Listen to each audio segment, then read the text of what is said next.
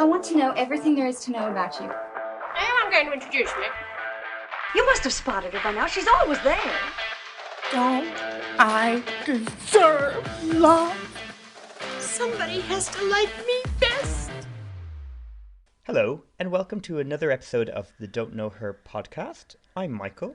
And I am Scott. And we are here today to celebrate a couple of dames. One who's going to be the subject of today's episode, and the other is our very own Michael, who's celebrating his birthday, maybe today, maybe sometime around today, but for the sake of you all listening at home, this is Michael's birthday, and this is his episode in celebration of a star he adores. So Michael, I'll let you tell us about the other dame in our lives today.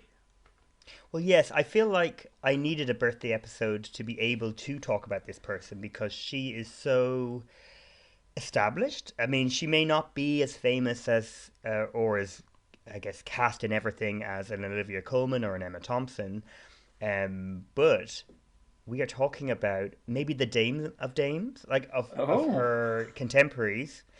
I mean, place her even higher than the Dame of Dames. I'd put her as like one of the best actors of her generation. She's an icon. She's a mother. It is Kristin Scott Thomas. And I refuse. And through this episode, I'm going to have to use all those names because it seems weird to me to just call her Kristin, because she feels like someone that if I did that, she'd suddenly be beside me and like push me out a window or something. And I love it. Like, I want her to step on me. I have a friend actually who is a listener, and I hope she doesn't mind me telling the story, but her Kristin Scott Thomas's dog bit my friend, and she brings it up every so often as if it's a negative thing, and I'm like, no, you've been touched by God. Yeah, wow. I hope Kristin came to her rescue. I don't think so. I don't think that rest of that story is appropriate, but to tell on on the podcast. But let's just say no. I don't think Kristin Scott Thomas cared less about her dog biting someone. Great. And if my birthday present is to be bitten by Kristin Scott Thomas's dog, so be it. That could be nice. So be it. Anyway, I've just gushed about her in a rambly way. What are your feelings and thoughts and desires around Kristin Scott Thomas? Indifferent? No, I'm joking. Ooh. No, I think Kristin's fabulous. There's just a real allure to her, and I feel like she does stand up as a unique presence amongst the dames. You know, you're going to call her the Dame of Dames. Then she certainly has a command akin to some of the others, but there is something about her, and I think you've kind of described that in how you've relayed your feelings about Kristin. But someone I've certainly always enjoyed watching, someone who has been in films as long as I remember watching films. Maybe because of certain co-stars she works with and the sort of films that I would watch. And also having just been a staple of, not just British cinema. You know, we're going to talk about and touch upon certainly her work within French cinema, but it has been a staple of British cinema certainly during my lifetime. So I'm delighted to talk about her, and I was delighted to rewatch some of these films that we're going to focus on specifically. So thanks. It's a birthday gift for us both. Yes, and I think to everybody. Welcome, everyone. I honestly, this is how much like I think she is someone who I think is taken for granted often. Like, in many ways, I guess she's a younger version of a Maggie Smith in a way, or she's a more sort of stoic or, you know, upper class version of an Emma Thompson, or these are things that I've heard other people say, and I'm here to tell you that's not correct. Well, it's not correct, but to me, she's like a mixture of like a Celia Johnson, like a very old-fashioned sort of British movie star. She has all of this like stillness, but has all this emotion at the same time. And she can play that as the lead, as supporting, as, you know, a wife, as a murderer, as a a socialite, as a bored housewife, as all of these wonderful, wonderful things that we have got to see her as. And I just think she has this like glamour but relatability, which just makes me love her. I've seen so many of the films in her career, which we're not even going to talk about. It may not even be in the overview list because that's how interested I was with her at a time. I still am, obviously, but yeah, I'm really happy. And she always threatens, like in the last few years, that she's going to step away. Always. Because, there's not the roles and all this sort of stuff. I'm just like, please, please, unless you're doing that to get roles, stop saying that, because that's very upsetting for my little anxious heart. Yes. Oh, no, she's fascinating. And I think something else to speak to her, well, you say glamour, relatability, that's very interesting. Certainly glamorous. I find her kind of commanding and precise, and maybe that leans into her background. She's a military child, basically. And maybe that just feeds into her. I mean, just how she comes across on screen. It's very upright, and sort of there's a directness to her, even in softer roles. There's something precise and direct and just on it with her, which I think is quite unique to her on screen. So she's a good one. Yeah, it's funny. I wonder if she's ever played anyone really chaotic. I don't think so, but maybe chaotic in terms of like emotionally inside, but she is holding it all together until moments which are glorious where it falls apart. Yeah, I mean, I cannot wait. I don't know why I'm delaying everything by talking about how amazing she is, because I cannot wait to like talk about the actual moments in the films that we've chosen to focus on. Great. Because it's just like, it's just so perfect how she's utilized, and I just hope people have a new appreciation for Kristin Scott Thomas. That's all I want for my birthday. Okay, then I hope we that and world succeed. Peace. Okay. So I want the first world problem, enjoy Kristin Scott Thomas more, and then the proper problem, just have world peace. Okay, then I hope we can achieve such a thing for you on this special day. Amazing. All right, let's jump in then to Kristin Scott Thomas and start having a little run through of her life and career to get us towards those special movie moments that we're going to stop along the way and touch upon. So, Kristin Scott Thomas was born on May the 20th, 1960 in Redruth in Cornwall. Her mother, Deborah, studied drama until she met Kristin's father, who was a pilot for the Royal Navy. However, very tragically, sadly, and I did not know this about her before, he died in a flying accident when she was only 5 years old. She has 3 siblings, including the actress Serena Scott Thomas. She's also the granddaughter of William Scott Thomas, who was a naval commander, and is also the great niece of the iconic polar explorer Robert Falcon Scott, aka Scott of the Antarctic. So many a connection going on already. And then Nepo baby. Yeah, Nepo baby indeed, but in a strange way, not the usual sort of way. Yeah. She's not really. She's not at all. Yeah. But let's talk about awful coincidences. So, she then grew up in Dorset. That's where her mother remarried another naval pilot who would also die in a flying accident when she was only 12. So, my goodness, quite a tragic. Oh, we shouldn't be giggling. Tragic.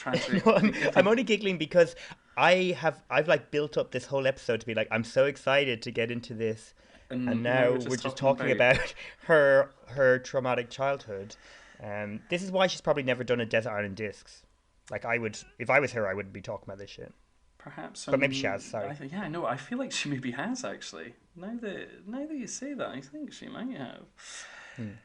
However, she maybe that's what led her on the adventure she ended up having. But anyway, we'll rewind for just a moment and then we'll get there. So, she studied at Cheltenham Ladies' College and St Anthony's Lewiston in Sherborne, Dorset. She left school in 1978 and moved to Hampstead in London and started work in a department store. How glam, the glamour begins. She began her training to become a drama teacher at the Royal Central School of Speech and Drama. She requested, however, to switch her degree to acting after 1 year, but was refused. What a mistake they made, though, because after a year at Central and being able to speak French fluently, she would then move to Paris to become an au pair while studying acting at the École Nationale Supérieure des Arts et Techniques du Théâtre. Phew, I bet that was well. Très bon. I don't know what that means. No, I think That's very good. Yes. Très bien would be Très actually bien. very good. Très Très bon is very happy, I think. Well, I'm very happy. But merci. Through her life, Kristin has lived more years in Paris than in the UK, leading to cite herself as more French than British. Although I believe now at this point in time she is back living more permanently in London. Between 1983 and 1985, Kristin starred in a string of French theatre productions. One I was pleased to read is listed as having been staged in a field in Burgundy. So quite the beginnings on theatre. She would also begin acting in a variety of French and British TV miniseries and TV films through the early 80s and into the early 90s. Her first film role, very interesting debut, was in The Prince, as in the musical icon Prince, directed and starring Under the Cherry Moon, a 1986 romantic musical comedy drama film, which did not go down well at all with audiences and critics, I should say. But the album from the film, I believe, is called Parade, sold massively. So Prince didn't lose out entirely, and thankfully, neither did Kristin Scott Thomas, despite getting a Razzie nomination for this, two actually, for Worst Supporting Actress and Worst New Star. But we know not to trust the Razzies, and thankfully, in this case, really don't trust the Razzies. So, her real breakthrough then would come in A Handful of Dust in 1988, where she played the leading character of Brenda Last. This won her the Evening Standard British Film Award for the most promising newcomer, so there's a turnaround if ever I heard one. In 1992, she starred alongside Mr. Hugh Grant in Roman Polanski's erotic romantic thriller Bitter Moon. But then she would, of course, star alongside Hugh Grant again in 1994's Four Weddings and a Funeral, where she won a BAFTA for Best Supporting Actress and yet again an Evening Standard Award for Best Actress. And this is where I was delighted to read as well that she even dubbed herself in French for the French release of this film, and then would go on to do that many times throughout her career, which I think is wonderful. But sort of what a moment. Four Weddings and a Funeral. Michael, are you a fan of this film? Yes. I mean, Four Weddings and a Funeral, for those who may not know, really follows the story of Hugh Grant, who has had a troubled romantic history, as him and his group of friends, including Kristin Scott Thomas as Fiona, basically go to four weddings and a funeral. And I guess the main thread of or pull of the story or the film is Hugh Grant with Andy McDowell. But you see all the different friends and whatever, grow. Like some friends meet at a wedding and then they get married. Then the funeral is of a friend. And yeah, I think the structure and the comedy and the humanity and the thoughtfulness, I think that's in it, which I don't think when I hear the name Richard Curtis, because he's behind Four Weddings and a Funeral, I don't associate those things anymore, really. Like maybe sentimentality or, enjoyable entertainment. But I think rewatching For Weddings and a Funeral, it is absolutely gorgeous at moments. You know, like how they have, you know, a gay couple in it, and quite central to the heartbeat of it, is really brilliant and really thoughtful of the time where, you know, we wouldn't have had queer characters or queer representation in a positive way at all, to the point where even if, you know, one of the gay characters passes away, but there's a joyful element to it all, and the other gay character is not left alone and single as everyone else is going. They are coupled. The person who is left single is Kristin Scott Thomas, kind of. She's wonderful. I mean, the lines of dialogue. She's so able to be independent and is comfortable in her own identity, but is also longing for something more. Like, she's longing to be part of the weddings they're going to, even if she's a bit cynical. But she's the sort of person I feel like I would be. And maybe this is where my thing with Kristin Scott Thomas would be. Like, at a wedding or a function or all these things, like, I'd be a quiet person and then, like her, have these one-to-one moments with people and just have, like, you know, a connection, and, you know, you open up. Like, I mean, there's so many, and I'm intrigued to know what would be your favorite moment of hers. But she's talking to that older woman, and she's basically talking about her history. Tell me, are you married? No. Are you a lesbian? What made you say that? Well, it's one of the possibilities for unmarried girls, and it is a bit more interesting than saying, oh dear, just never found the right chap, eh? Quite right. Why be dull? Thank you. And the truth is, I have met the right person, only he's not in love with me, and until I stop loving him, no one else stands a chance. Oh, bad luck. Yes, isn't it? And I just think the interaction between that is so lovely, and like it really, in another film, that sort of thing wouldn't make sense to the larger story. But here, like, no, this is because people are trying to discover themselves at the age they are in their 20s. I'm assuming she would have been in late 20s, and the expectations on them. And it's a real light touch character in a way because she's not focused on. But I love it. And I love the sequence where she tells Hugh Grant that she is in love with him. And then I obviously love the ending where she has, she's empowered to be herself, you know.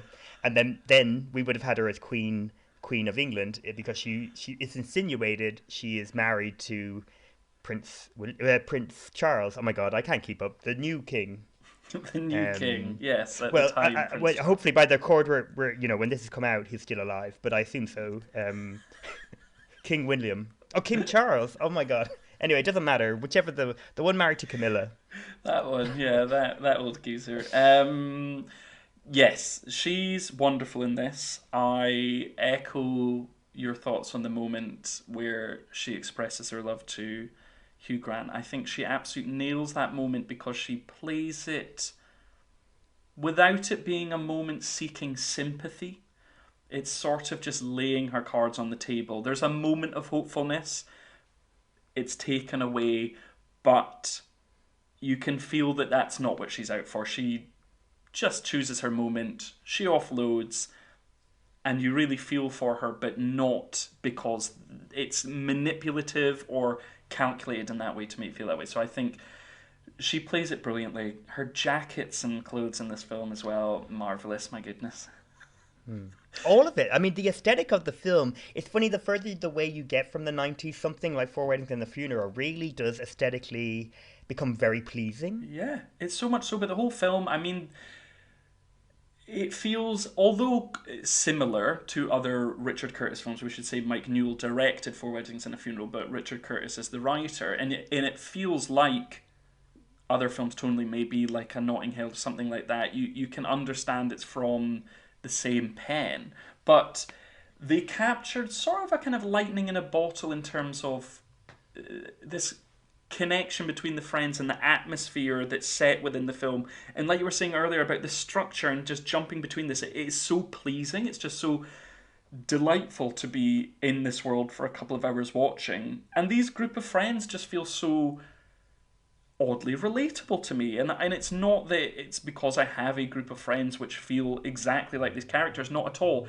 But there's something about their friendship and this sort of true love that exists within there, whilst also maintaining the kind of rhythm of friendship and them coming together at these times and what it means to come together at these times. And maybe I also just say that because I'm at the age now where a lot of my friends are settling down and getting married, and it's a great thing because I get to see a specific group of my friends in particular from home in Scotland very often at the moment. You know, it's like 2-3 times a year at this point because these things are happening. And it just made a fun rewatch to think about that, certainly at this place in my life, and just be with them for a couple of hours. So yeah, I'm a fan. Yeah, and she should have been Oscar nominated for Best Supporting Actress. Yeah, I agree. I agree. I agree. She is wonderful. She's wonderful. So great. All right, moving on, but sticking within the same year, in 1994, she starred in the Romanian-French film An Unforgettable Summer, in which she played Marie-Thérèse von Debreczi, but maybe said in a different accent. Rather than learn Romanian for the part, she read her lines phonetically, but understandably had the dialogue translated so she would actually know what she was saying. In an interview I read it's the Gloucester Citizen in 2015, she cited this role as one of the ones she is most proud of, alongside The English Patient and Only God Forgives, both of which we will get to. But An Unforgettable Summer, I believe you decided to give it a go in an interesting way? Oh, this is years ago, yeah. So, when your favourite actor says they have a favourite film, you watch the film. Now, it was very hard to get. I've not rewatched it, but I did. I watched it without subtitles, and my main memory is great costumes. Like, she looked great. Well, wonderful. And also, if she didn't have that translation, she'd probably be just as in the dark about what she was saying as you were watching it in that way. So you have a synchronicity there, which is a beautiful thing. Yeah. 1995 then, that's a busy year on film for her, understandably, given the work she's been doing over the few years previously. We see her in Richard III and Angels and Insects, to name a couple. For that film, Angels and Insects, she won yet another Evening Standard Film Award. We're going to understand through this run-through that the Evening Standard fucking love Kristin Scott Thomas and throw the award at her every occasion they can, which, why not? 1996, though, here's the moment. Deep breaths, Michael. She would star in the first Mission Impossible film. And Stop. I mean, I knew that was coming and I still fell for that. And she's good. She's good in that film, even if she doesn't last very long. She's very good. Spoiler. Sorry. But okay, so there's that one, big one, of course. However, we have one of her truly shining moments in Anthony Minghella's The English Patient, which, alongside, I should say, its many wins, including Best Picture, she would be nominated for her performance in the lead actress category at the Oscars, as well as the BAFTAs, Golden Globes, SAGs, and Satellite Awards. So this was a big moment for her. Lead actress nomination at the Oscars, wonderful. Her good pal Juliette, I hope they're good pals, that would be delightful. Juliette Binoche getting... They are, yeah. Oh, they are? Okay, wonderful. Oh, but there's a picture of them like a few years ago where the Ralph Fiennes, Juliette Binoche and Kristin Scott Thomas somehow were at the same red carpet, and the joy in their faces, like, because you imagine at their career point, at that, what a moment. So yes, sorry to interrupt. No, not at all. I was just going to say Juliette Binoche, that is where she won her Oscar, which... we love to celebrate another icon of cinema whilst we're at it. But yes, The English Patient. Now, I know this one's quite special to you, so I'm going to let you tell us about The English Patient if you're feeling up to it. I do feel up to it. I may not make it to the end. I don't know what's wrong with me today. I have a lot of feelings. The English Patient is a gorgeous exploration of what it means to be human. But structurally, it is about Juliette Binoche's nurse character, called Hannah, as she rescues. Well, she doesn't rescue. She realizes this man, played by Ralph Fiennes, who is disfigured from burns, he doesn't have long to live, and instead of like bringing him, all this way to evacuate this area, they should stay in this gorgeous place in Italy, this rundown place, where he can die. I should say she has also had loss, and she has also had a lot of trauma from war. And then she discovers Ralph Fiennes has a book, and she starts to read this book, and they start to reflect on his time just before the war, where he was making maps in Africa, when he met Catherine Kay in his book. And she's introduced by, she's there with her husband, right? I just rewatched it, and fiance, played by Colin Firth, and she's like an old-fashioned movie star character. Like, she arrives, she has this presence, like all this very masculine energy, and she is the center of attention because she's glamorous, but also because she has this commanding authority. And Rafe, who is like this quiet man, likes to do things a certain way, doesn't really like communicating, is enamored by her, and we see their journey. And then the film basically follows this, and there's questions whether the English patient, Ralph Fiennes, is he a spy, is he not? And then all of that is part of the story too. But yeah, it's about this affair between Ralph Fiennes and Kristin Scott Thomas. It's about Juliette Binoche's sort of acknowledgement of loss and grief and moving on in her future.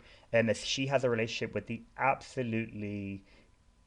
everybody's gorgeous in this movie, but Naveen Andrews, who is a soldier, oh my God, I honestly, oh my God, I just fell to the floor. No, honestly, it is such I wouldn't say a horny movie. It's just a very sexy, sensual film, and it makes me feel everything. I just absolutely love it. And Kristin Scott Thomas in it. Now, this is probably where I would have first seen her, or and fully fell in love with her, because she is playing what I think in other hands could be a really bland sort of female character in a story with lots of probably more interesting elements. She is a woman who has probably been kept in a cage for a lot of her life and is finding this passion and this, I wouldn't even say freedom, but she is well educated. She's quite proud. She has all this, and I don't think the film actually gives her much room to be a properly fully fledged character. But oh my God, there's so many moments, thinking about what clips I would put into this is mad to me, because her talking about the stories, or when they sit around the thing, that's so good. There's so many sexy moments too. She's offering her drawings to Ralph Fiennes, and the way that they interact. He's like, oh no, these are too good for me, but she's just like, no, I want you. This is my way of saying, I like you. I fancy you. To the meeting in the market. Hello. They don't see foreign women in this market. How much did you pay? £7, £8, I suppose. Which store? Why? You've been cheated. Oh, don't worry, we'll take it back. I don't want to take it back. This is not worth £8, Mrs. Clifton. Just to me. Did you bargain? I don't care to bargain. That insults them. I don't believe that. I think that you're insulted by me somehow. I'd be very happy to obtain the correct price for this. I apologize if I appear abrupt. I'm rusty at social graces.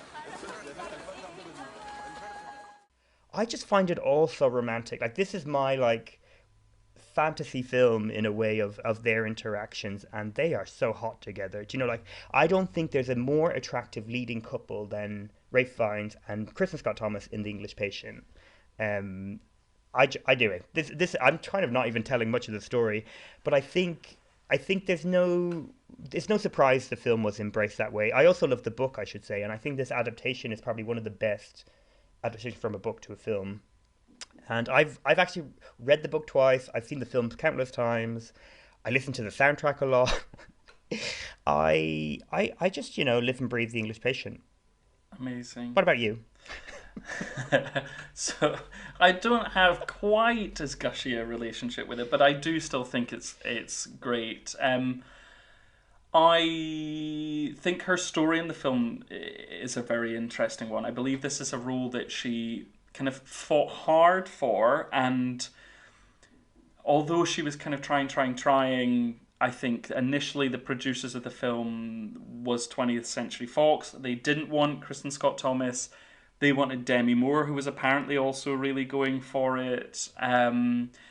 They then pulled out because of that and a few other casting choices. That's when the sort of Weinstein machine of Miramax comes in and kind of saves it from it feeling like it may not take off, even though the casting crew were pretty much ready to go, I think. And They were waiting, yeah. Isn't that crazy? yeah, and like leading up to that point in sort of Kristin's fight for getting this role, they had, I think, what she calls a disastrous first meeting about the role, but then would go on to get cast because as sort of part of her desire to get in, she wrote him a letter with this statement, "I am Kay in your film," and then I think that's what sealed the deal for her. So well played, Kristin.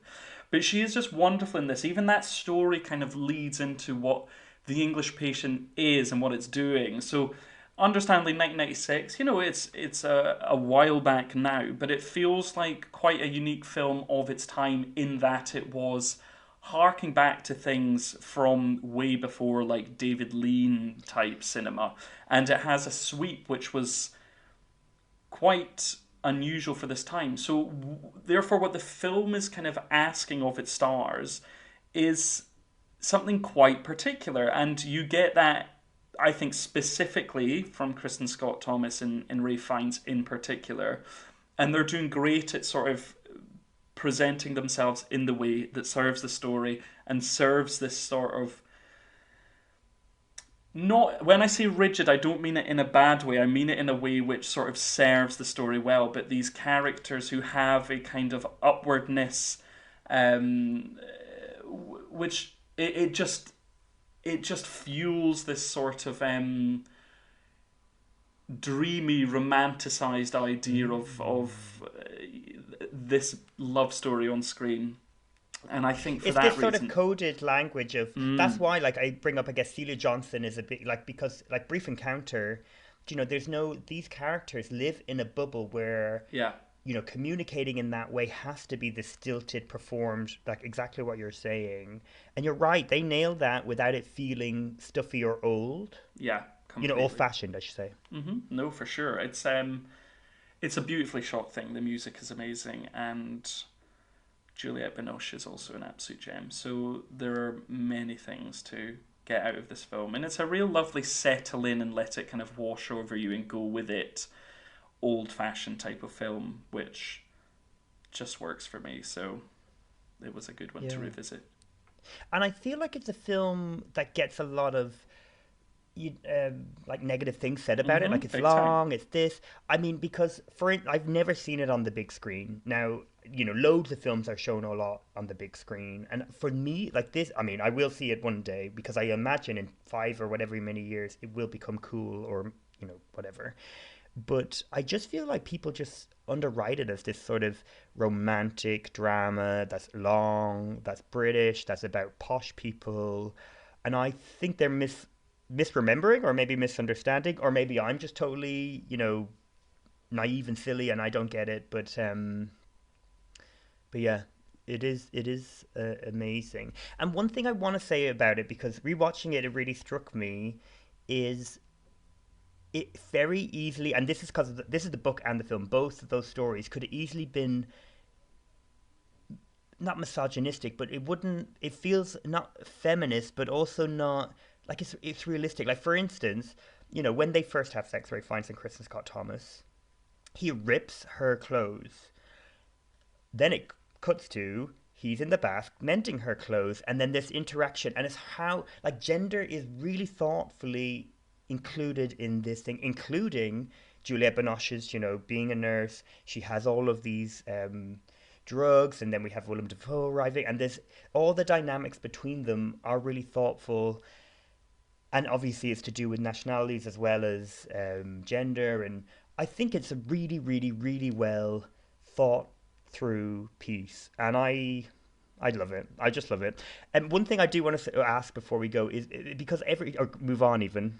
Imagine I'm ending the episode now because it's my birthday and we've talked about the English Patient.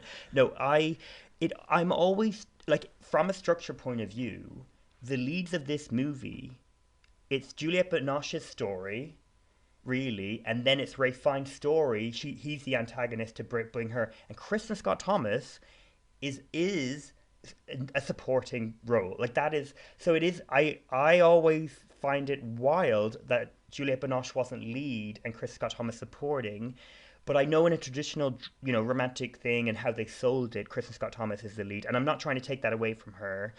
I just wanted to know your opinion on that, because I think it's an interesting example of, I would never say this is the right way or the wrong way. I just think clearly it's Hannah's story, because we start and end with her and it's her journey we follow.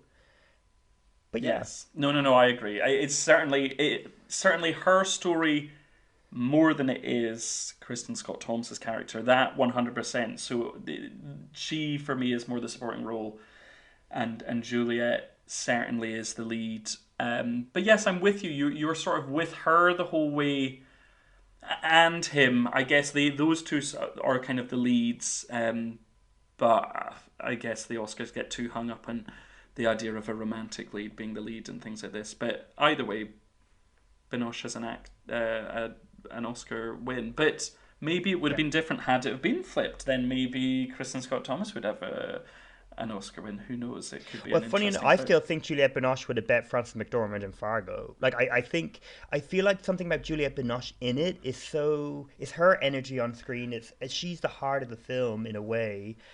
I mean, they're all amazing. That Ralph Fiennes doesn't have an Oscar is wild to me too. Yeah. I assume he won Hottest Man of the Year at whatever was happening at that time. Yeah, I'm sure a mantelpiece full of those awards. Honestly, like, when I met him in person through work, I just kept saying, like, do not bring up how much you idolize and fantasize about him in The English Patient. It's not appropriate. Fascinating. Well, let's leave it at that, and we can let the image of Rafe sit in our minds as we move on. Sandy Rafe. It's a very sandy Rafe. Yeah, in fact, you can't really see his face. So well, some of it, truly. I mean, if ever there was a film about masks, read that as you wish. Yeah. Anyway, we move on. Anyway, all right. 1998 then. So we're a couple of years on now. She stars in The Horse Whisperer opposite a horse and Robert Redford, as well as the British black comedy Sweet Revenge, alongside Sam Neill and Helena Bonham Carter. In 1999, she stars in Sidney Pollack's romantic drama Random Hearts, opposite Harrison Ford. And very interestingly, I read she was scheduled to appear opposite Harrison Ford in a doomed production of a film called Age of Aquarius, which fell through due to financial complications. And then also in 98, she was set to be up for the role of Harrison Ford's leading lady in 6 Days, 7 Nights, which the part she lost to Anne Heche. So, Random Hearts, third time lucky in trying to work with Harrison. There it goes, it happened. Actually, that's one I haven't watched ever. Neither have I, so we shan't talk about it. Instead, let's move on to the turn of the millennium, 2000. We see her in Up at the Villa. And then in 2001, we have a film called Life as a House and Robert Altman's Gosford Park. Now, here is a film we have spoken about before, right? Who have we spoken about this one for? Have we? Oh my God. We must have. Everyone. Yeah, I feel like that. Yeah, that's weird. I'm going through the list of people because I know I talk about doing a Bob Balaban episode, but we haven't done that.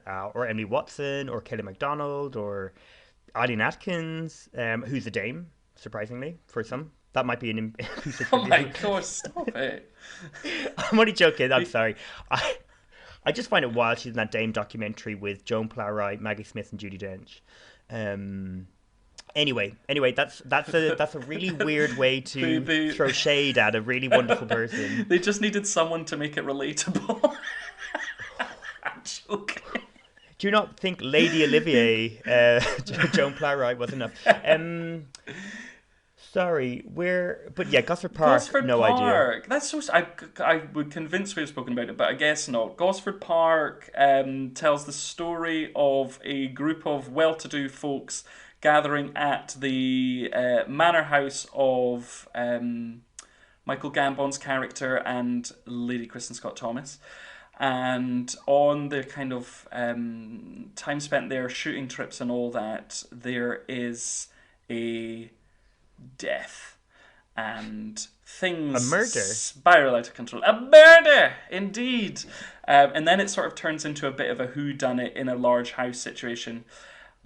That sounds like I'm underselling it. I think Gosford Park's absolutely fabulous. Oh yeah, because it's about class, it's about Britishness, it's about family in a way. Yeah, it actually is about family when like the whole thing, and it's not really about murder. And Kristin Scott, Maggie Smith and Kristin Scott Thomas, I think, are the characters with the like cattiest lines in it.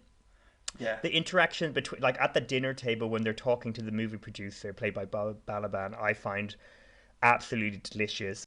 Mr. Weissman, Yes. tell us about the film you're going to make. Oh, sure. It's called Charlie Chan in London. It's a detective story. Set in London. Well, not really. Most of it takes place at a shooting party in a country house, sort of like this one, actually. Murder in the middle of the night, a lot of guests for the weekend, everyone's a suspect, that sort of thing. How horrid. And who turns out to have done it? Oh, I couldn't tell you that. It would spoil it for you. Oh, but none of us will see it. It's just like wonderful. Yeah, Julian Fellows, like this is I guess the flip side.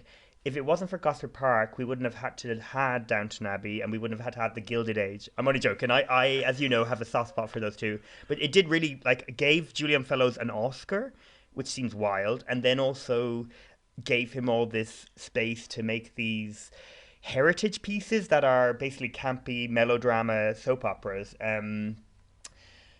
So without him, our dear friend Elizabeth, what's her name? Elizabeth McGovern. She wouldn't be back in the. I love how we've gone from nowhere to Elizabeth McGovern. It happens. But could you do the voice? Can you say "Happy Birthday, Michael" in the Elizabeth McGovern Oh voice? no, I'm too on the spot. Hold on, it's channel Downton Abbey. I can't do it. I need to say. Okay, we'll circle back. I will not forget. We are going to circle back. Listeners, stay here because we're going to have a special guest. Elizabeth McGovern will be joining us to say happy birthday to me. Yeah, you better wait. But it's a wonderful film. Yeah, it is a delicious one. One I very much cherish rewatches of for a lot of the great performances, not least Kristin Scott Thomas and Maggie Smith in one of her best. So that's a must. Also in 2001 saw her return to the stage in France, where she played the title role in a production of, now is it Racine's? Berenice? Oh God, I mean, please don't, because I work in theatre. I should know that. I will say whatever you want to say. Let's go right with that to then. me. Racine sounds fine. In 2003, she starred as Masha in a West End production of Three Sisters, for which she was Olivier Award nominated. Now, I'm not mistaken in saying that you saw this production, did you? You're very mistaken. Oh, I shit. did not see Three. I've seen her in Electra. I've seen her in Old Times. I've seen her in. What's the other Pinter play? And she was amazing. That was amazing. That's one of the best things I've ever seen. Betrayal. Oh my God. Her in Betrayal. And I also saw her in Lyonese, whatever the new thing is. But, or current because it might be gone by the time you're listening. But yes. I've seen her a lot then on stage. But no, I didn't see Three Sisters or The Seagull, which is The Seagull is the one where she won the Olivier. Yeah. And But you've seen Three Sisters on stage, right? I have not. Do I? Oh, I've seen Three Sisters a few Yeah, times. Okay, that's it. I knew that you'd been banging on about that play at some point, so I wasn't entirely wrong. Anyway. Chekhov. A lot of people have been banging on about Chekhov for a while. And I wish they'd shut up. No, I'm joking. Okay, then maybe more familiar terrain. That same year, she stars in an episode of Absolutely Fabulous as a character called Plum Berkeley. Wonderful. In 2004, we see her in French adventure crime film Arsène Lupin. 2005 then brings Chromophobia, which reteams her again with Ray Fiennes. A film called Man to Man, and our beloved Keeping Mum. She can't stay away from Maggie Smith. Here comes number 3, Richard III, Gosford Park, Keeping Mum, and there's more to come. But yeah, Keeping Mum's a goodie. You're a fan of Keeping Mum, right? Yes, I championed for us to focus on Keeping Mum for a few different reasons. Firstly, I think it's a really good movie that is really underseen. I never hear people talk about it. Secondly, it's a real proper mainstream British comedy. Do you know, like, or aim to be mainstream. And I think she hasn't had, like, it comes at an interesting time where she maybe was like, fuck it, I probably should be trying to be in more entertaining things. Like, not many people are watching Chromophobia, so maybe I should do Keeping Mum. I mean, I've seen Chromophobia. I've seen most of these things, but Keeping Mum, weirdly, when I rewatched it, it's Rowan Atkinson they have as the lead, but it is really the story of Kristin Scott Thomas as this wife to a vicar in a small village in England, and mother to 2 children, one a boy who must be 12 or something, being bullied in quite a horrific way. I mean, I say horrific, but also all the bullies do is like push him over a wall. So it's not like he's actually in danger. But no, trauma's there, and then she has an older daughter who is 16, and we meet when she is shagging her recent boyfriend in a camper van right outside their house on a Sunday after Mass has ended. Anyway, so it follows her. Yeah, and Rowan Atkinson plays the vicar husband, and Kristin Scott Thomas just wants a break. She doesn't want to be with her sexless husband. She doesn't want to be in a sexless relationship with her husband. She doesn't want her daughter embarrassing her, and she doesn't want her son to be bullied. What she wants is Patrick Swayze as her golf instructor to take her away to Mexico, which seems like the wildest, like, they could have gone anywhere. To Mexico seems like a real leap. Do you know, it doesn't make any sense. But anyway, he plays a very rapey man. He's so rapey. Like, everything about him, like, even when we're introduced and he's like, take your golf stick, bend over, now bend your knees, now thrust your ass into my pelvis. It's like, ooh, this man absolutely not okay. And then he pervs on her daughter. But then Maggie Smith arrives with a big suitcase and a wonderful lavender get-up, like this big coat, like a Mary Poppins-esque. Oh, yeah. And suddenly, like, the bullies are, trying to attack the boy, but she has broken their brakes, so they just go flying down the thing. The daughter's interested in baking. The Rowan Atkinson is learning jokes and learning about sex. And Kristin Scott Thomas also has her journey. And I just think it's a really lovely film. Yeah, and you'd never seen it before? Oh, no, I have seen this film many times. Yes. Yeah. I'm a fan of Keeping Mum. I mean, I'm a Maggie Smith diehard over here, and this is a really fun one. I like the Mary Poppins, though, actually, because I hadn't thought about that before. It's sort of like an anti... Not as in she's auntie Mary Poppins, like an anti-Mary Poppins film. It's like the opposite of she still comes with her massive bag, but instead she's maybe stuffing bodies in it rather than, doing more Mary Poppins wholesome is kind of things. a sociopath too. Yeah, but it's it, and also there to sort of be helping everyone out along the way. Sort of, she needs to be there to make good things happen. I feel like actually I've totally did not mention one really important bit is that Maggie Smith's housekeeper is a murderer. So how she makes things better is by killing people and dogs and such. I think that's a really that's a really important piece of Yes. information. Yeah. Yeah. So so as well as cutting breaks, she also kills a dog, kills neighbors, tries to kill other people too. There's no stopping her. There's no stopping Maggie. Yeah. What a movie. What a movie indeed. Yeah, check out Keeping Mum if you've not seen it. What a little treasure. Yeah. Okay, where were we? So 2005 into 2006 now. She starred on stage again on the West End in As You Desire Me. Also in 2005, I should say, she was awarded the Legion d'Honneur, France's highest civilian award, which is very exciting for her. So she's got the big medals in both France and the United Kingdom. 2006 sees a French double with The Valet and Tell No One, which I'd forgotten she was in Tell No One actually until going through this. A film I haven't seen for a very long time, so my memories of it are hazy, but it's a good one, right? Oh, that's it. And it was a big film of the moment, yeah. Anyway, we have no more thoughts than that, so let's move on. 2007 brings Paul Schrader's The Walker, and she has a voice role in The Golden Compass. She also starred as Arkadina in a production of The Seagull, as we mentioned, in London's Royal Court Theatre, for which she did win her Olivier Award. 2008 was another busy year on film for Kristin, as we see her in Easy Virtue, which is an adaptation of the No Coward play. She's so fun. I mean, this is where, like, you've mentioned so many films. I'm like, oh, but she's so fun in Easy Virtue as a bitch to Jessica Biel or Jessica. Yeah, not Jessica Biel. Mm-hmm. Is it? Yeah. Anyway, she's really, really fun. Mm-hmm. Okay, fun. She did.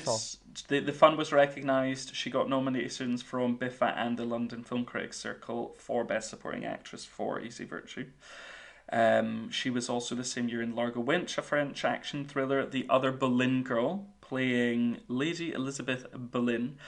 And I think this starts her run of playing Scarlett Johansson's mother. I think this is the first of 3 occasions, the most recent one being right up to date in Kristin's directorial debut. She again is playing Scarlett Johansson's mother, so a fun trend to have started with The Other Boleyn Girl. But anyway, most significantly perhaps from this very year is the French drama I've Loved You So Long, which saw her stack up some more nominations from BAFTA, the Césars, Golden Globes. I included this one for you, Michael, the Irish Film and TV Awards and the Satellite Awards. And she won at the London Film Critics Circle and the European Film Awards. I had not seen I've Loved You So Long until only a few days ago, where I was delighted to join you and see it projected. And I was delighted to have seen it. I didn't really know what to expect too much other than getting, I'm sure, an acting masterclass from Kristin Scott Thomas. And when you read about the film, which is about a woman released from prison for the murder of her child and then going to live with her sister and her sister's family, although that sounds intriguing, it's maybe not always a film that would jump out at you, something you would fit the mood maybe of a certain moment, but it was very engrossing, and she is giving a barnstorming performance, getting to cover the full range, the full spectrum of emotions. She's doing a lot in this film. This is a more familiar one to you, though, that you, I believe, have seen a few times. I Loved You So Long. What does it mean to you? Oh God, I have seen it a lot. Like I've seen it in the cinema a lot. I was studying. I was in Dublin studying when it came out, and there was something about the tone and about the performance style and the character arc that I was and am fascinated by. So yes, it follows this woman who's waiting to be collected by her sister, and she is broken. She wears this fucking awful, which is quite hipster, as you pointed out, jacket, like massive coat. She's smoking. She's like gaunt. Like she's almost like she's a ghost of somebody. almost. And to watch that journey where she reconnects with a sister she never really knew, because at the time she went to jail, her sister was much younger. And trying to find a job, trying to settle, trying to find moments to be a normal person and live, not just after being in prison, but after what she has done, because she has committed a kind of a Greek tragedy-esque sort of, well, a crime is too simple a word, but something like that kind of goes against what human nature is. I think it's amazing. I will say, rewatching it, it's a film that doesn't hold up in all senses, and I don't think all the performances match what Kristin Scott Thomas is doing. Sure. But Hard oh feat, my though. god, yeah, exactly. Like, to me, if I was to list the top 10 performances ever, that probably would be in there. Like, I think there's a real lived-in, traumatic sort of existence, but something which I love in life and in people and in myself and in stories is like hopefulness within something incredibly low and dark and sad and lost. You know, like the hopefulness of this film is what, for me, makes it, you know, exceed kind of beyond, say, its limitations of certain parts of the film, and her performance is key to that. I think the ending, you know, like, it's funny, I oftentimes, like, when I write stuff and think about stories and what I would tell, I often find myself like, oh, this is so cliched, or this is exactly like the wrong thing to be doing because it's done another way. I would say the ending of this film, in a way, it's not earned. Like, you've been spending a lot of time, and then suddenly, bam, there's this big moment, this big reveal. But again, because of how she's delivering it, and then how she like modulates it to the last few beats of that scene, you are so satisfied. Like, it shouldn't work, but because she has brought you, shared all of her emotions, kind of exposed herself fully as the person she is, to then just be like, you know, I'm here. They're the last words in the film. Like, I'm here. Like, you know, she's responding to someone calling out for her, and you're like, I get it. Like, I get everything. And I think this journey of this movie is a privilege to have sat down and watched. And I've watched it however many times. And I forced a lot of people in my undergrad to watch this movie. And not all of them enjoyed it. I mean, they all might be just want me to shut up, but also it's so I'm glad I got to force you to watch it too. I know, but now I don't feel so special. That's what I got from that story. I thought I was the first. Never mind. Well, so many people. Well, wait. When I bring men back at like 3 a.m. and they're expecting something totally different, I'm like, do you know what we should do? I loved you so long on the projector. Shall we spend time? Well, fair enough. I'm glad that far more people out there have seen it thanks to you, though. So I forgive you for that. So I'm my one-man band. Yeah. Oh, I'm here. And now, what a moment! Like, honestly, I think about that ending quite a lot because really it is just so wonderful.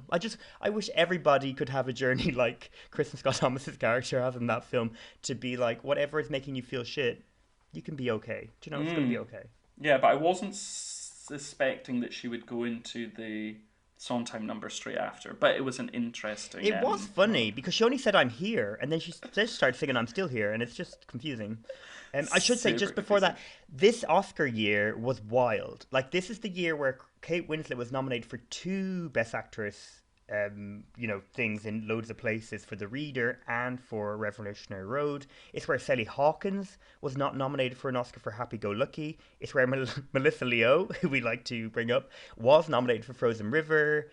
It's also the year where they did the presentations with they had Marion Cotillard. So in my head, I just think Kristin Scott Thomas should have been in that lineup. Like, it has an amazing lineup. Who are you kicking out? So we have Anne Hathaway, Rich getting married, keep. Meryl Streep in doubt. I mean, she's amazing, but she'll be nominated again. So maybe, who else? So obviously it's Kate Winslet in The Reader. Not Penelope Cruz. Who is it? That's it. Melissa Leo, who I would have kept. Amazing in Frozen River. And I feel like there's someone else. Oh, Angelina Jolie. Get rid of her in Changeling. I'd get rid of Mrs. Doubtfire. I'd just get rid of Doubt. Stop it. Sorry, I'll get rid of Meryl Streep in Doubt, and I'll get rid of Angelina Jolie in Changeling. Get Kristin Scott Thomas in there. Get Sally Hawkins in there. And I don't know, I mean, now I'll have to think of, like, who I'd have present. Who's a British woman? Oh, Emma Thompson. Get Emma Thompson to do the, like, little bit of intro. You know, they had all the best actress previous winners come out to do intros. So Emma Thompson could have done Kristin Scott Thomas. How sweet that would have been. And then Kristen would have won, and Kate Winslet would have been fuming. She had her shampoo bottle speech ready to go. She's sitting there like, what the fuck? But yeah. Anyway, there's my dream scenario. Good. Okay. Well, thank you for sharing and running us through that. It's a good one. Great performance. Definitely worth checking out. 2009. We're moving on to now. We see her star in Confessions of a Shopaholic, where she plays. Again. Is she the fashion editor? The magazine editor. She's the Meryl Streep, Miranda Priestley part. Got you. Yeah. Got you. We have Nowhere Boy, which tells the story of the teenage years of John Lennon, where she plays Mimi Smith, who is John's aunt, who brings up John Lennon. For this, she received nominations from BAFTA, BIFA, London Film Critics Circle, amongst others. This year also has her in the French drama Leaving, which saw her earn another César nomination, and yet another win from the London Evening Standard Film Awards. They love her. In 2010, amongst others, we get Sarah's Key, which is a film I went and saw at the cinema and can remember the tone of it, but I can't remember too much more, sadly. But I I remember it being good. Was I right? It's a Holocaust movie, I think, for young people. It's very sentimental. I remember the whole time thinking it was a real story. That the story focused on, and then realizing no, it's not. Okay. And I don't know. It's probably all right. I can't remember it well enough to really judge. She's doing, because she's an investigator or something, or a journalist. Like, so she's playing a very sort of matter of fact, bland sort of part. Like, it's not I Loved You So Long. Got you. Well, the Césars disagree and gave her another nomination. So I nominate her every year, but doesn't mean she's good. I'm the Evening Standard Awards. I'm on the committee. Yeah, she must be I wonder how she compares in terms of numbers of César nominations, along with some other French contemporaries. So there are many nominations to her name. 2011 now, we have Salmon Fishing in the Yemen, as well as The Woman in the Fifth. What a time to be a fan. What a time to be a fan, yes. These mediocre movies she's making. I mean, yeah, she's working with fun people. Salmon Fishing in the Yemen. But yeah, she's fun. I think she's always giving a lot. I assume she wasn't nominated at the Evening Standard Awards for either of those films, but she's fun in them. Very different. Yeah, no, she wasn't, I'm afraid to say. But yes, good. What a year. The same year, she starred in, this is where she was in Betrayal, Harold Pinter's Betrayal, which brought another Olivier nomination, and Michael to the audience. I've actually seen Betrayal at the Harold Pinter Theatre, but a much more recent version with Tom Hiddleston and now partner Zawe Ashton. Your partner?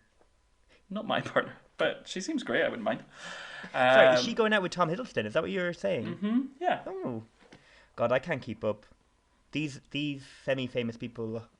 No, I'm joking. We're doing a podcast about people that we think deserve more. And Zawe Ashton, we could be doing her soon. Yeah, why not? But yes, Betrayal, it is a good play. I hadn't seen this one, wish I had, but I have seen a version. It's good. In 2012, we get Bellamy. We have Françoise Ozon's In the House, which I recall enjoying very much when I saw this around the time it came out. I was a big fan of In the House. I would have liked to have actually rewatched it, and I certainly will as soon as I can, because I'm keen to remind myself of what she was up to in that film that I got so much out of. Also this year, a French film called Looking for Hortense. 2013 sees her reunite with Philippe Claudel for Before the Winter Chill. That was the director of I've Loved You So Long, so that's the significance of that one. She also reunites again with Ray Fiennes for The Invisible Woman, which he directed. But now we move on to one of her most strikingly memorable turns, because it certainly stands out in the pack. This is where she stars in Nicolas Winding Refn's very divisive Only God Forgives. So, a film that came not long off the back of Drive, reteaming with Ryan Gosling. It tells the story of Ryan Gosling, who is a Thai kickboxer, fighter type person. And following the death of his brother, his mother, played by Kristin Scott Thomas, flies over to make sure they seek revenge for this death. The family are drug smugglers, and along the way we see her doing some dirty dealings to make sure she is getting as much out of her time visiting the country as she can. And wow, what a role this is. I remember at the time, I mean, this film was spoken about in, there was kind of a lot of expectation, and it was kind of tarred with a brush, whether you think it or not, of being very style over substance. I happen to think that's fairly fair criticism of the film. It's very interesting, but it's quite hollow in many ways. Long, lingering shots of people gazing into camera or standing in shadowy spaces, neon lit. They all look gorgeous, while Ryan Gosling and Kristin Scott Thomas look gorgeous. Kristin Scott Thomas cuts quite the striking presence. She has sort of mid-back length, straight blonde hair. She's twig-like and has the eyes like daggers and a tongue like a dagger too. I mean, the lines that she speaks in this film are mighty surprising, given, the reflection we've had on all the other stuff she's been in. Name a word that, your mother wouldn't let you say, and she said it with some ferocity. Good morning, madame. How may I help you? Listen to me. I have just traveled 10,000 miles to see the corpse of my firstborn son. I haven't slept in 30 hours, and this bitch says I can't have my room. Michael says she's never been a racist. She has a wildly racist line in here, which is unforgivable, but the character is an unforgivable character. The point is that this is the nastiest of nasty. She is playing a vile person in this role, and it is fun watching her play this role. Even when I think this film fails around her, it is certainly an experience watching her in this. What do you make of, at least, Kristin in Only God Forgives? Oh yeah, I echo everything you've said. I'm not a huge fan of the film, but I think she's amazing. And because of you'll know this already probably, but wasn't it supposed to be the guy who played Gaston? Wasn't he the lead or something? Luke Evans, and then they changed it. So she was supposed to be a British woman, so the accent and all happened very late in the day. Like, Ryan Gosling came in last minute. And yeah, delicious. Like, I think it's the most delicious she's ever been on screen. And I remember at the time thinking, okay, this clearly is going to open doors to everybody. Like, she's going to have all the opportunities to really flex her muscles. And sadly, that didn't quite happen, but it's still there. And yeah, like, I mean, I don't know. I apologize. I don't think there's going to be any clips of her because you would struggle. Like, how she speaks to Ryan Gosling's girlfriend, I find alarming, and also really fun, and also like absolutely horrible. Like, and rewatching clips for this, I thought it was bad in my memory, but it's like, oh no, she really, like, she basically calls her, as something that's used by men in a very graphic way for their sexual pleasure, and she's nothing. And it's like, I'm sorry, that's a really weird way to refer to the language she uses, but it's just like nasty. Yeah, I think she's amazing. She is great. It. I mean, but yeah, Only God Forgives worth it for her, but prepare yourself. If you're used to the Kristin Scott Thomas of the likes of Keeping Mum, this is worlds away from it. But as mentioned earlier, one of the things that she has said she is most proud of, so she was probably excited to get to do something way outside of her usual remit. So yay for that reason. Anyway, 2013 now. This is where she's in Old Times, so another Harold Pinter production that you mentioned, which brought another Olivier nom. In 2014, she stars in My Old Lady, which pairs her for the 4th time with Maggie Smith. So surely it must make each other, like, it must be each other's sort of within their most frequent collaborators. I wouldn't be surprised if it is Kristin's on film, potentially. I guess Scarlett Johansson's creeping up there. Ray Fiennes is on 3. But 4 times together is quite good going for a Maggie pairing. I think you've only got the likes of Judi Dench and Michael Gambon to compete with that sort of figures. Or anyone who's in a Harry Potter film, I guess that already boosts you up. Well, Kristin could have played... Oh my god, Kristin Scott Thomas could be the new McGonagall in the HBO shows. That is a very interesting thought.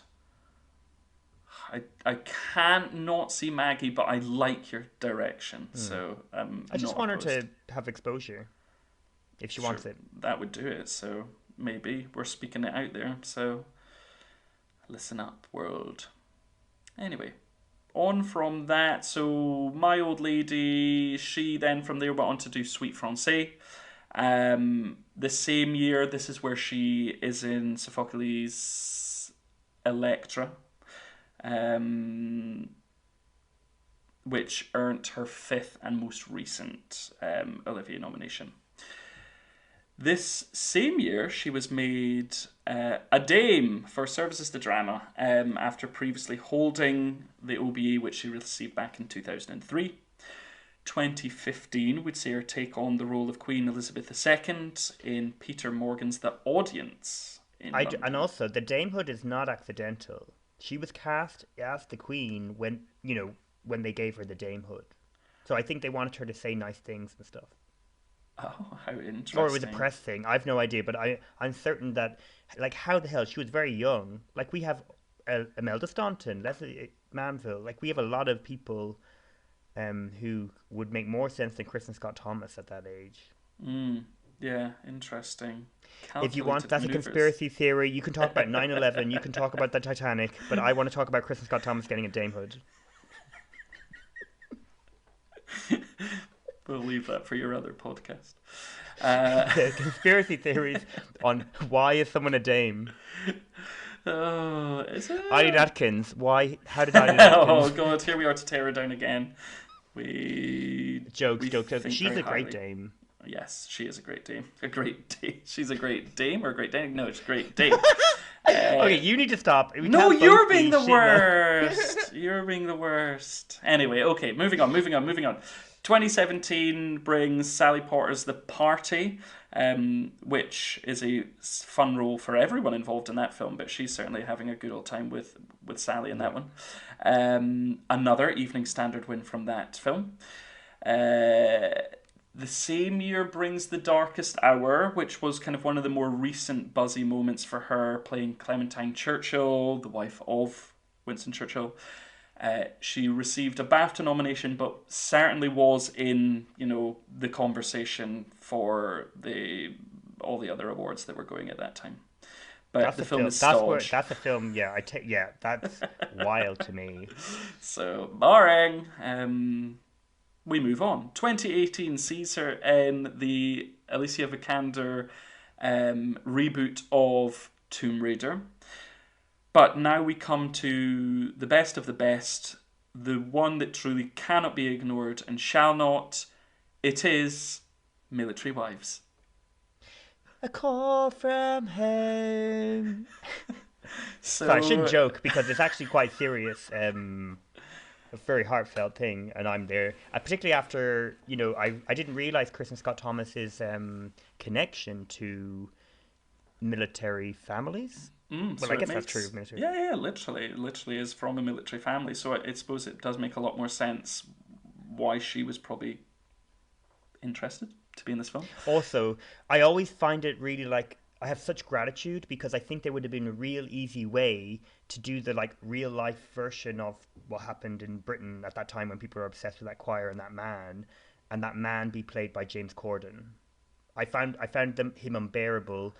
Do you know who I'm talking about? He had glasses and they were everywhere. Sorry, this story follows a group of people who live on a military base and their wives. Yeah, some of them have wives. And their wives and husbands are in the military, and they live on this base. And to keep themselves Are they not distracted. just in the village? Was it a base? Well, she entered, and it had. They go to the yes. So all of the rehearsals and stuff certainly are, but I thought they were. Maybe it is like a whole village. God, well, maybe. I thought Only God Forgives was a complicated film, but military wives, I certainly can't keep up with. Anyway, there's some sort of community, and they just want to distract each other because it's shitty. And they Sharon Horgan, who's like the too cool for school. She's basically Sharon Horgan. She's too cool for school. Doesn't want to be doing this. Oh, why would we be doing this? Well, like we could be drinking instead of doing stuff. And Kristin Scott Thomas is this like majorly sort of person who's like, no, we need rules. We need this.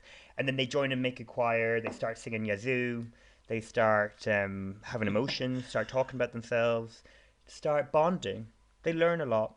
And then they go to the Royal Variety performance where the King and Queen are, and they sing songs, and it's a really lovely thing. And I'm not being sarcastic. It is a lovely film. You're really into this, huh? I know, and it's not really a British it's not something I'm that interested in because, people fighting in wars, and all this there's a lot of things I'm like, oh, this not really speaks to me, but the idea of people kind of being in limbo and finding each other to support each other, as well as focusing on women's stories.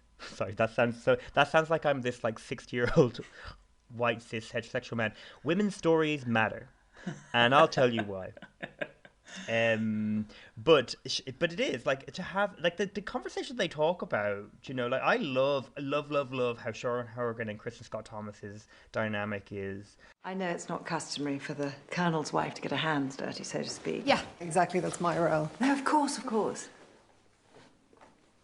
So, what do you have in store in terms of social activities? Well, we have our coffee mornings. So. Mornings, yeah. And?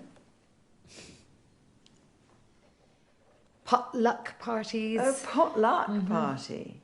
That's when everyone brings a dish and gets drunk. Of course, we've got my walk on the moors. Well, with the greatest respect, Kate, most women don't have a mess to drink in.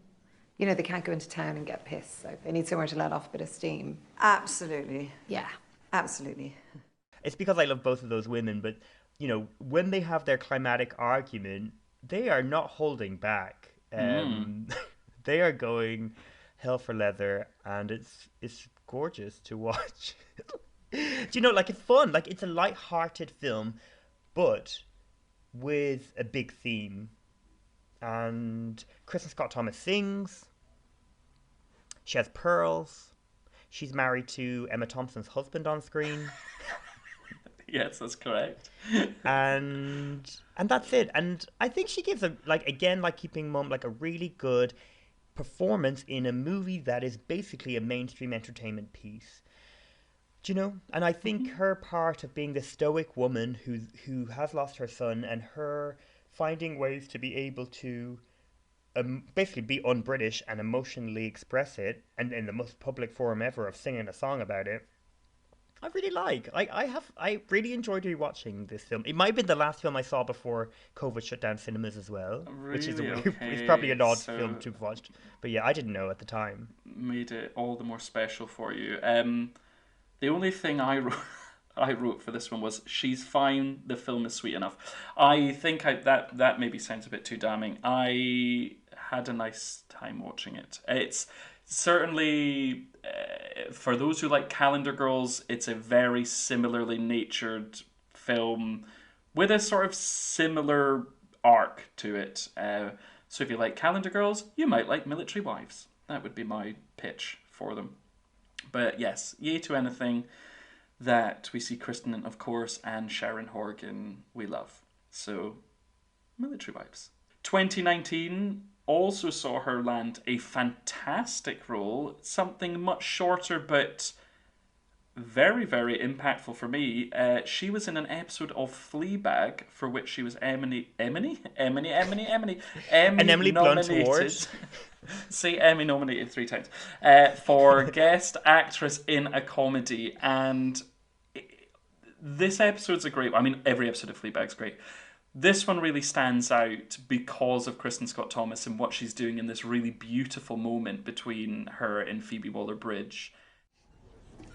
Women are born with pain built in. It's our physical destiny.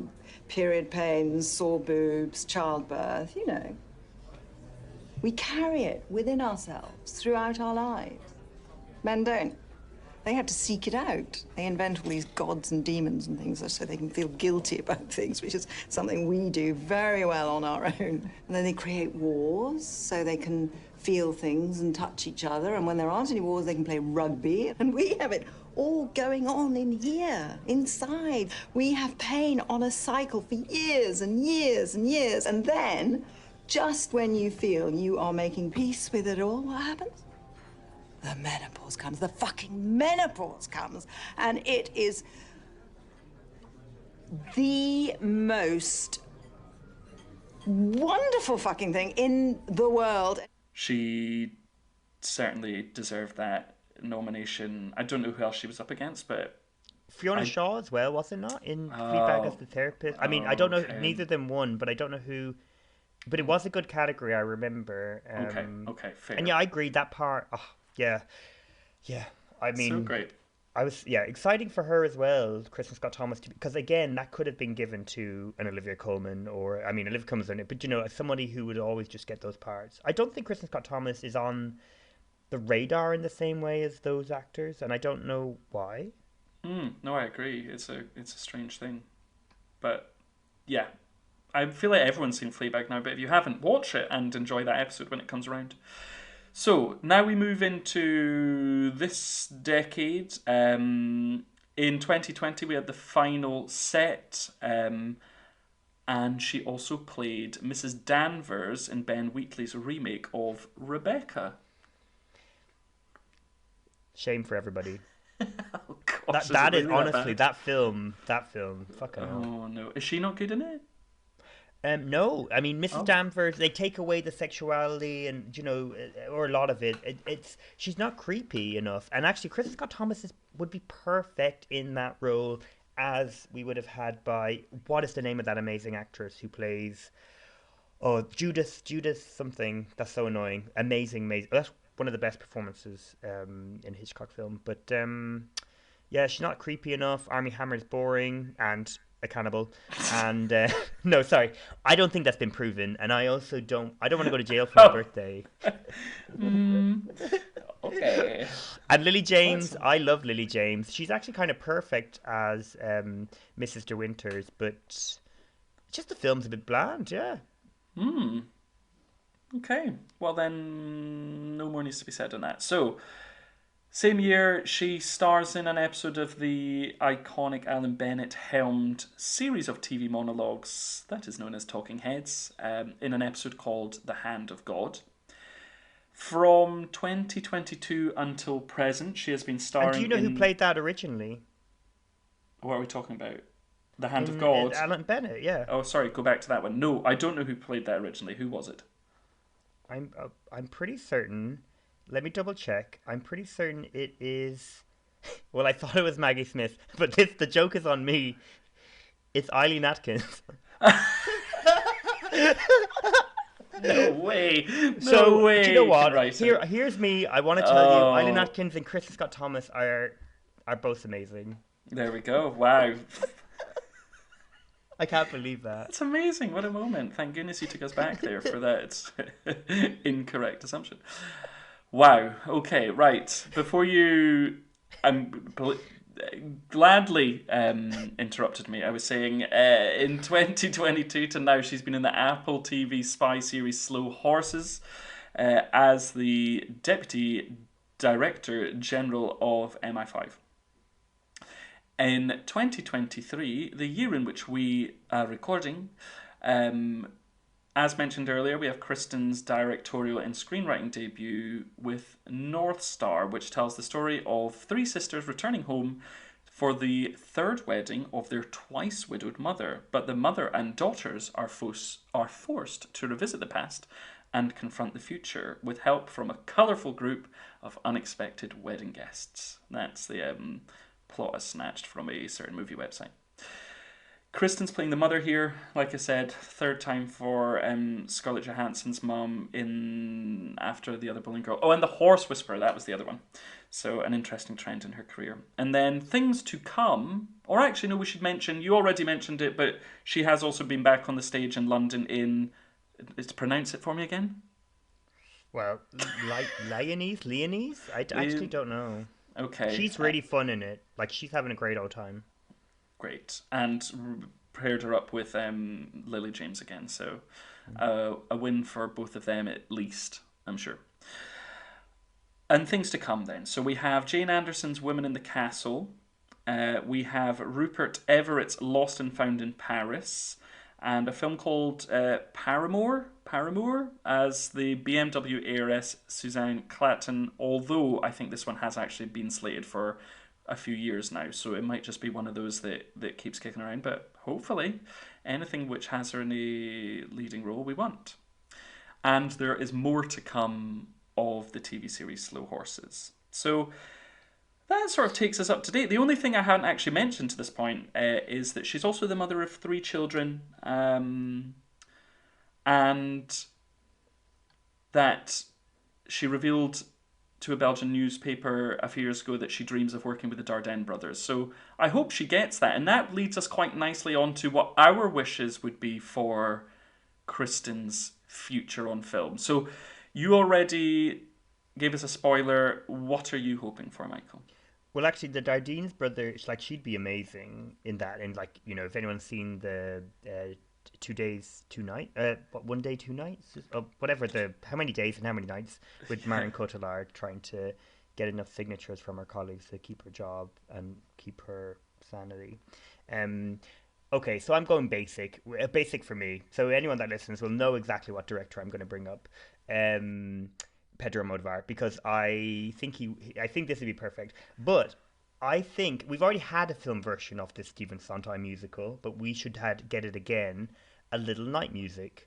And I think Kristin Scott Thomas as Desiree, so who will sing Send in the Clowns and is kind of the central piece to this ensemble, would be delicious. And so, oh my God, there's a song like You Must Meet My Wife, and she gets the name wrong. It's just catty, and she's absolutely devouring, like, what's dialogue? I guess lyrics in that. And I just think she'd be great. Gorgeous. That's a lovely idea then. That's not too basic, I think. And Maggie Smith or probably Judi Dench would make more sense, could play the older woman in it, who has a song called Liaisons. And then the thing is, Judy will win her Oscar and Kristin will get nothing. But anyway, that's my dream. And I honestly think Pedro Almodovar could bring something out of it. But also, Sally Potter is someone I'm absolutely fascinated by. And I don't know if she'd be interested in something like that. But I would also like to see her spin on it. Okay. I'll take it, whichever way. But I'm into the Pedro idea for sure. My suggestion, not so specific, but just off the back of how wonderful she was in Fleabag, if Phoebe Waller-Bridge decides to move away from sort of the rewriting of all of these massive blockbuster films and starring in the likes of Indiana Jones and stuff, and wants to return to making comedies, I would love to see her do a film and have Kristin at the heart of it. I mean, I think Phoebe should probably also be in it too. What a wonderful pairing they were there. So I would love to see those two together. Maybe we can have the romantic moment we were sort of neglected in Fleabag. So I would just love to see them work together. I think it would be a wonderful thing. Yeah, no, that would be. And what do you like? What's like a contemporary film in the past? Contemporary, and I want it to be funny and quite manic as Fleabag often could be, I would like to see Kristin in that mode. I'm thinking of the moment in Fleabag where she smashes the award and then is like scrambling around town trying to find a replacement and comes back with like a piece of junk. But the whole moment is just from beginning to end is just delightful.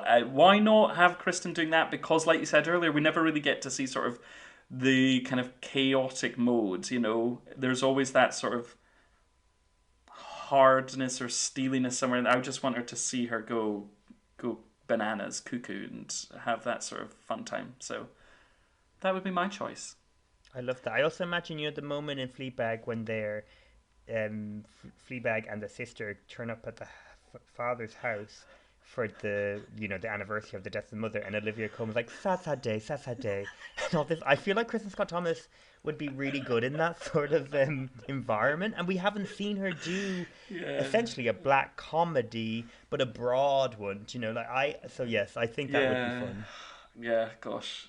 Yeah, please, come on, Phoebe. I mean, surely she loved working with her there. She probably brought her in, so maybe it's not that unlikely a thought. Let's wishing out there. Done. Okay, great. Anyway, that brings us to the end of our celebration of Kristin Scott Thomas and the celebration of our birthday queen. Michael, have you had a delightful time recounting your heroine, Kristin?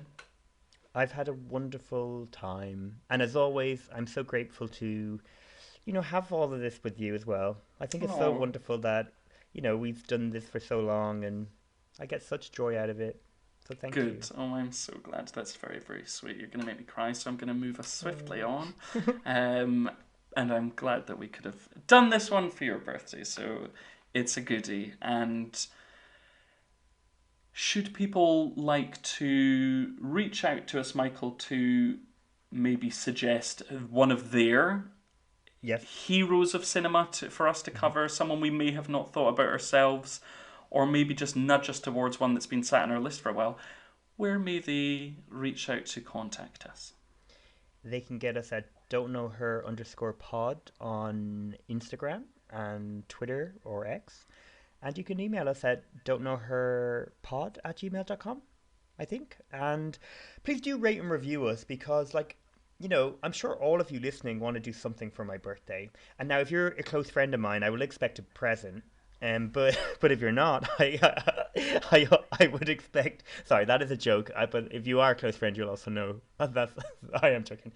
I would prefer if you just like us or just tell somebody to watch or listen to us even. Please don't watch me. That would be really weird, and I wouldn't appreciate it. Unless you're Kristin Scott Thomas, and then you can watch me. That's grand. And yeah, I don't think there's any. What else do we tell people at this point? We say thank you. You've been delightful, and we're glad to have had you here again. Oh, and from Elizabeth McGovern herself. Oh yes. Happy birthday, Michael.